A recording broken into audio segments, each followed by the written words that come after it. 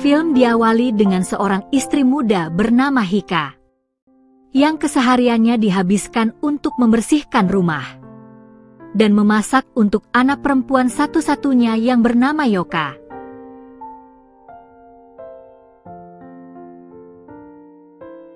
Pada hari itu ketika pulang sekolah, Yoka membawa pacarnya yang bernama Yusu ke rumah dengan tujuan untuk membantunya dalam menyelesaikan tugas sekolah. Dikarenakan tugas yang diberikan oleh guru mereka harus segera diselesaikan hari itu juga, karena keesokan harinya mereka akan mengikuti study tour ke Tokyo.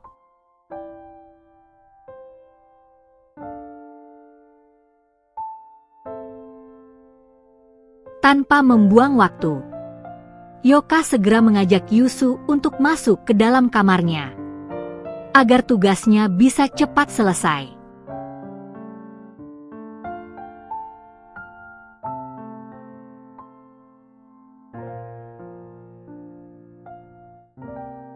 Hika sangat senang dengan kehadiran Yusu di rumahnya.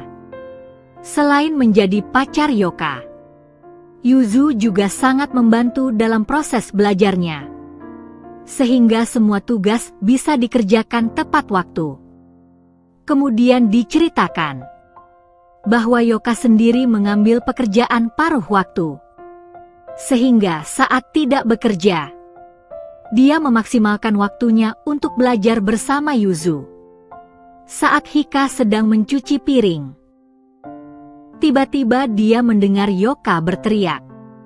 Tak ingin terjadi sesuatu pada anaknya, Hika segera mendatangi kamarnya, yang ternyata anak perempuan satu-satunya yang sangat dia sayangi sedang belajar main-main bersama.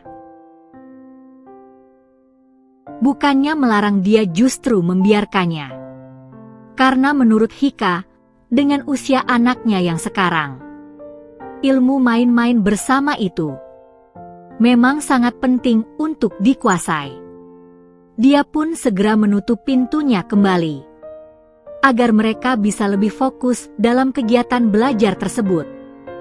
Kemudian malam harinya, Hika menghubungi suaminya yang bekerja di luar kota, yang diketahui sang suami sudah tidak pulang sejak minggu lalu, dengan alasan sedang banyak pekerjaan yang harus ditangani.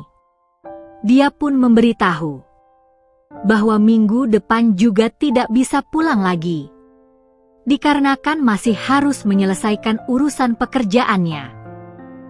Padahal ladang basah milik Hika sedang memerlukan penyiraman. Apalagi siang tadi dia melihat anaknya yang sedang menanam benih bersama Yusu.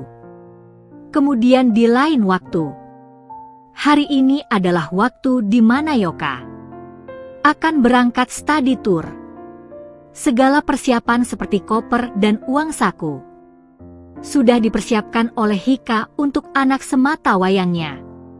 Yoka akan mengikuti study tour sekolahnya selama 3 hari.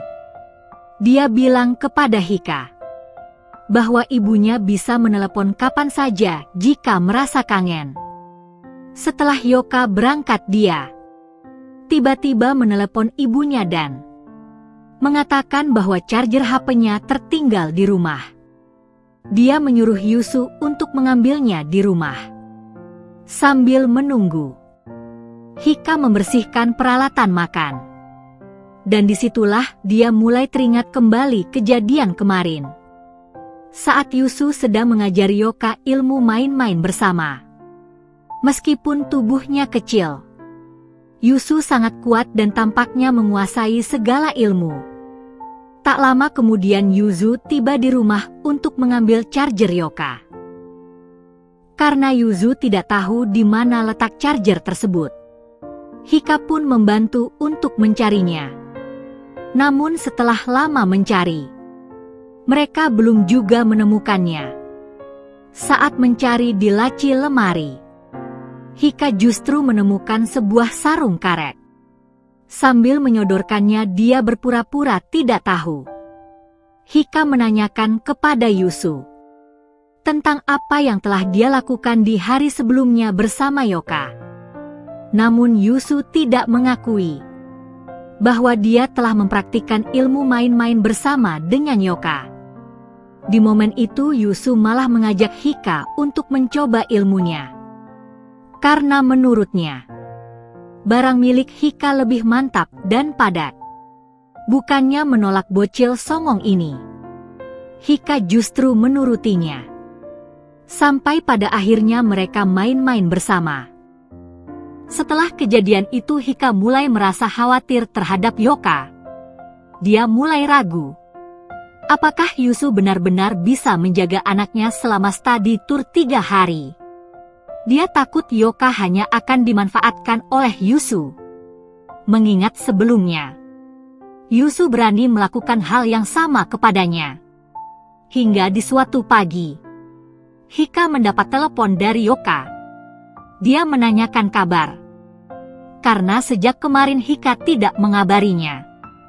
Dan tak hanya itu, dia juga memastikan apakah Yusu sudah datang ke rumah untuk mengambil charger. Karena ternyata Yusu tidak ikut dalam kegiatan study tour tanpa alasan yang jelas. Karena hal itulah dia pun bertanya kepada ibunya. Karena Yusu tidak menjawab telepon darinya. Namun sesaat kemudian, tiba-tiba Yusu datang ke rumah dengan tergesa-gesa.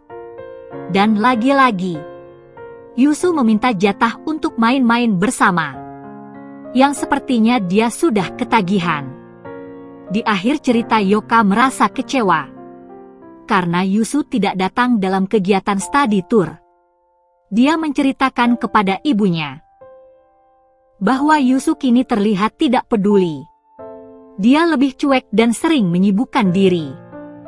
Karena hal itulah Yoka merasa takut kalau Yusu tidak lagi menyayanginya. Yoka juga sempat bertanya kepada ibunya, siapa yang selalu mengirim pesan ke ponsel Hika?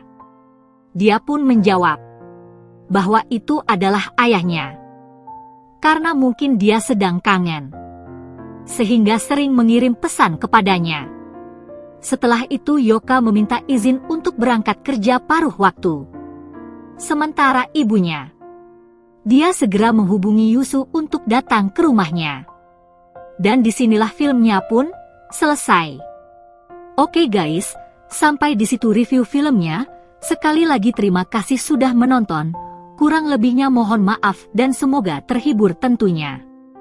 Mimin pamit, sampai jumpa di video selanjutnya ya.